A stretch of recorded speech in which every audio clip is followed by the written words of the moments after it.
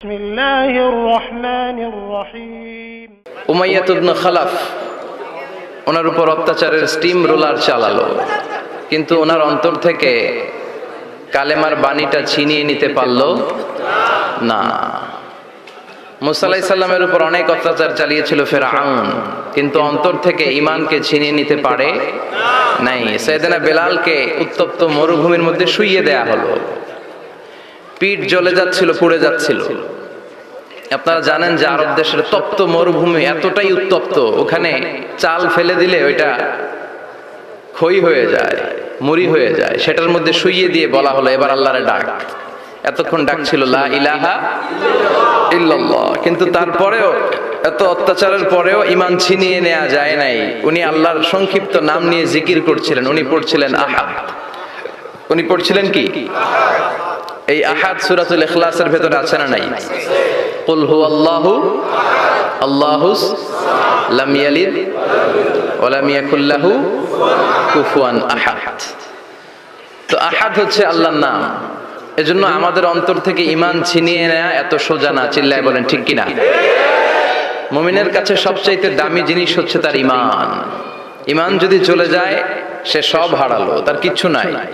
আর ঈমান যদি তার থাকে, তার সব হারিয়ে গেল, তার কিচ্ছু যায় আসে না। চিল্লায় বলেন ঠিক কিনা? এজন্য আমরা সব সময় কামনা করি যে আল্লাহ তাআলা আমাদেরকে ঈমানের সাথে রাখুক। আমরা পড়ি আমিন। এজন্য সব সময় শুকরিয়া করতে হবে একজনের, যিনি আমাদেরকে ঈমানের উপর থাকার তৌফিক এনায়েত করেছেন। তিনি কে? আল্লাহর শুকরিয়া কি কম কম না বেশি বেশি? বিশ্বনবী সাল্লাল্লাহু আলাইহি ওয়াসাল্লাম মসজিদে নববীতে সালাতের ইমামতি করছেন। আল্লাহু আকবার বলে নামাজ শুরু করলেন। রুকুতে গেলেন, রুকু থেকে দাঁড়িয়ে পড়লেন সামি আল্লাহু লিমান হামিদা। ফিসফিস আওয়াজে পেছনে থাকা সাহাবারা পড়লেন রব্বানা ওয়ালাকাল হামদ। এক সাহাবী অতিরিক্ত বাড়িয়ে পড়লেন হামদান কাসীরান তাইয়িবান মুবারাকান ফীহি। পারেন না সবাই? পড়েন হামদান কাসীরান তাইয়িবান মুবারাকান ফী। আবার আওয়াজ করে পড়েন হামদান কাসীরান তাইয়িবান মুবারাকান ফীহি। বিশ্বনবী সালাত শেষ করলেন, সালাম ফিরালেন, মুসল্লিদের দিকে মুখ ফিরিয়ে বললেন সামি আল্লাহু লিমান হামিদা বলে যখন আমি দাঁড়িয়েছি, তোমরা ফিসফিস করে পড়েছো রব্বানা ওয়ালাকাল হামদ। কে যেন পড়েছো হামদান কাসীরান তাইয়িবান মুবারাকান ফী? কে পড়েছো? আমি তো এটা কখনো শিখাই নাই, কোত্থেকে পেলে? কেন পড়েছো? দাঁড়া। কেউ দাঁড়ায় না, ডানে বায়ে সামনে পেছনে কেউ দাঁড়ায় না, সবাই ভয় পেয়ে গেছে যে কি যেন কি হয়। বিশ্বনবী অভয় দিলেন, বললেন যে আমি কিছু বলবো না, দাঁড়াও। বিশ্বনবী অভয় দেওয়ার পর এক সাহাবী হাত তুলে দাঁড়িয়ে বললেন ইয়া রাসূলুল্লাহ আমি পড়েছি। বিশ্বনবী বললেন কেন পড়েছো? আমি তো এটা শিখাই নাই। সাহাবী বললেন ইয়া রাসূলুল্লাহ আল্লাহর প্রশংসা আমার কম কম করলে অন্তর জুড়ায় না, আমার করতে মনে চাই বেশি বেশি। এজন্য আমি নিজ থেকে এটা বানিয়ে বাড়িয়ে মিলিয়ে পড়ে দিয়েছি হামদান কাসীরান তাইয়িবান মুবারাকান ফী।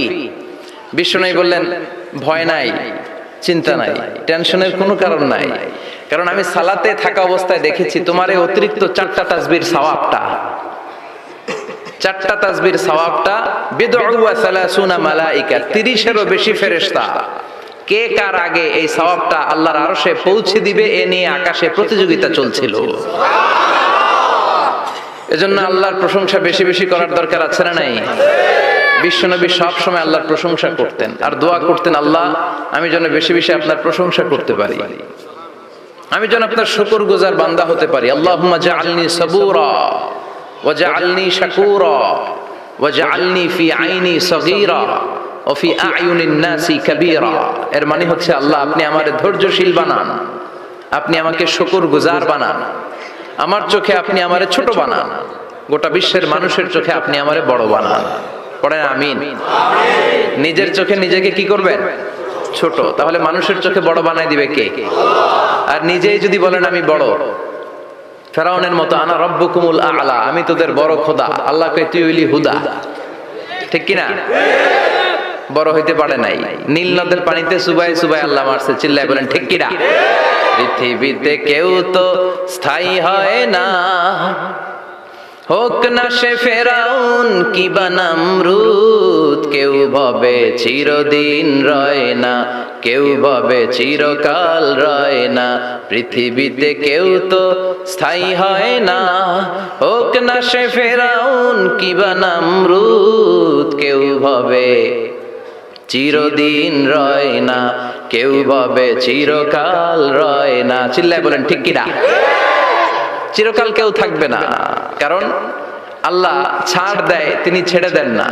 মনে রাখবেন, আল্লাহ কি দেয় আর কি দেয় না। ফেরাউনরে কি দিছিল? ছাড় দিছে, ছাইরা দিছে। নমরুদরে কি দিছে? ছাড় দিছে, ছাইরা দিছে। এখনো দেখা যায় আল্লাহ অনেকটা ছাড় দেয়, ঢিল দেয়, সুযোগ দেয়, কিন্তু আল্লাহ ছেড়ে দিবেন না। চিৎকার করে বলেন ঠিক কিনা? যাদের হৃদয়ে আছে আল্লাহর ভয়, তারা কভু পথ ভুলে যায় না। আল্লাহর প্রেম ছাড়া এই দুনিয়ায় কারো কাছে কোনো কিছু চায় না। রাতের আধার